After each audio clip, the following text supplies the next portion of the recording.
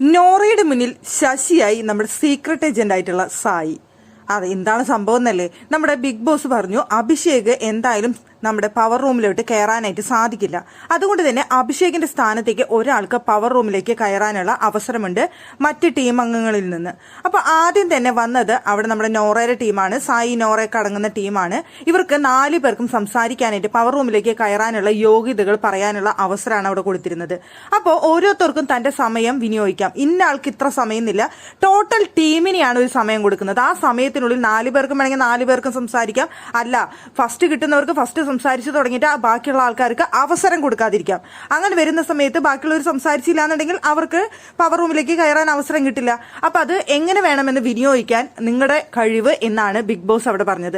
അതിൽ 1ാം സ്ഥാനത്ത് ഓടി എടുത്തത് നമ്മുടെ നന്ദനയായിരുന്നു. നന്ദനയ്ക്ക് കാര്യമായിട്ടൊന്നും പറയാനുണ്ടായിരുന്നില്ല. നന്ദന എന്നെ എടുക്കണം എന്നുള്ള ഒരു ജസ്റ്റ് ഒരു പോയിന്റ് പറഞ്ഞ് അവിടെ അവസാനിപ്പിച്ചു. പിന്നെ അബി ആയിരുന്നു. അബി നന്നായിട്ട് സംസാരിച്ചു. പവർ റൂമിലോട്ട് വന്നു കഴിഞ്ഞാൽ എനിക്ക് എന്റെ കഴിവുകൾ തെളിയിക്കാനും സ്ട്രോങ് ആയിട്ട് നിങ്ങളുടെ ഒപ്പം കൂടെ നിൽക്കാനും ഒക്കെ ഉണ്ടാവും എന്ന് പറഞ്ഞുകൊണ്ട് അവിടെ അബി സംസാരിച്ചു. 3ാമതായിരുന്നു നോറയ്ക്ക് സംസാരിക്കാനായിട്ട് അവസരം കിട്ടിയത്. നോറ എന്റെ പൊന്നു ഗെയിമർ എന്ന് പറഞ്ഞു കഴിഞ്ഞാൽ നോറ തന്നെയായിരുന്നു അവിടെ ഗെയിമർ ആയിരുന്നത്. പലർക്കും നോറയെ കുറിച്ച് ഭയങ്കര നെഗറ്റീവായിട്ടുള്ള അഭിപ്രായങ്ങൾ ഉണ്ടായിരിക്കാം. ഭയങ്കര നെഗറ്റീവ് ഗെയിമാണ് എന്നൊക്കെ പറഞ്ഞുകൊണ്ട് പലപ്പോഴും നമുക്ക് തോന്നുന്ന കാര്യമാണ്. ഭയങ്കര വളച്ച് നീട്ടി സംസാരിച്ച് അല്ലെങ്കിൽ വളഞ്ഞ് മൂക്ക് പിടിച്ച് നെഗറ്റീവ് ഒക്കെ എടുത്ത് ഗെയിം കളിക്കുന്നു എന്ന് തോന്നാവുന്ന ഒരു കാര്യം തന്നെയാണ്. പക്ഷെ എനിക്ക് തോന്നുന്നു നല്ല ഗെയിമറാണ് നോറ എന്നതിൽ യാതൊരു സംശയവും വേണ്ട. അവിടെ കിട്ടിയ സമയം വിനിയോഗിച്ചു നോറ. ആദ്യം തൊട്ട് അവസാനം വരെ നോറ ചെയ്തിട്ടുള്ള അവിടുത്തെ കാര്യങ്ങൾ നോറ അവിടെ നിന്ന് എക്സ്പ്ലെയിൻ ചെയ്യാൻ പറ്റാവുന്നതിന്റെ മാക്സിമം എക്സ്പ്ലെയിൻ ചെയ്തു. പക്ഷെ നോറ അവിടെ ചെയ്തൊരു കാര്യം എന്ന് പറയുന്നത് ഇപ്പോൾ പവർ റൂമിൽ നിൽക്കുന്ന 4 മത്സരാർത്ഥികളുടെ മുഖം മൂടി വലിച്ചു കീറുക എന്നുള്ളതാണ്.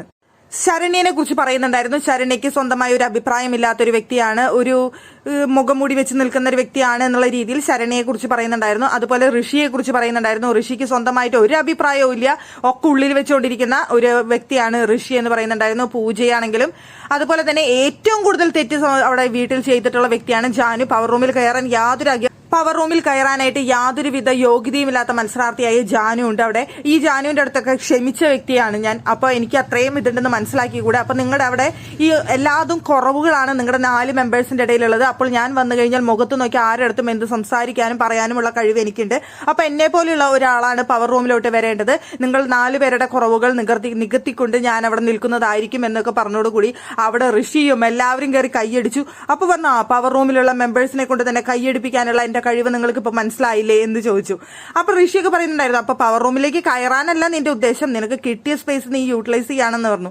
അത് നോറ അത് തന്നെയാണ് അവിടെ ചെയ്തത്. കിട്ടിയ സ്പേസ് യൂട്ടിലൈസ് ചെയ്തു. ജാൻമണിയെ കുറിച്ച് പറയാനുള്ളത് പറഞ്ഞു.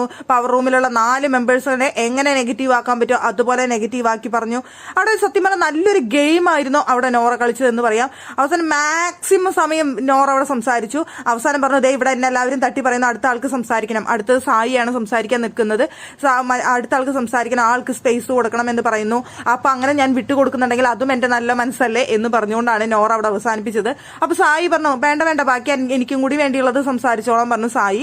വേണ്ട സായി ചേട്ടാ സംസാരിച്ചു എന്ന് പറഞ്ഞു. സായിക്ക് അവിടെ കാര്യമായിട്ട് പറയാനൊന്നും ഉണ്ടായിരുന്നില്ല. സായി അവിടെ കോമഡി അടിക്കുകയാണ് ചെയ്തത്. പവർ റൂമിലോട്ട് കയറണം, മൃഷ്ടാനം ഭക്ഷണം കഴിക്കണം, സുഖമായിട്ട് അവിടെ ഇരിക്കണം, ഒരു പണിയെടുക്കാതെ അവിടെ ഇരിക്കണം, അതിന് എനിക്കൊരു ആഗ്രഹമുണ്ട്, അതുകൊണ്ട് തന്നെ പവർ റൂമിലോട്ട് കയറ്റണം എന്ന് മാത്രമാണ് സായി പറഞ്ഞത്.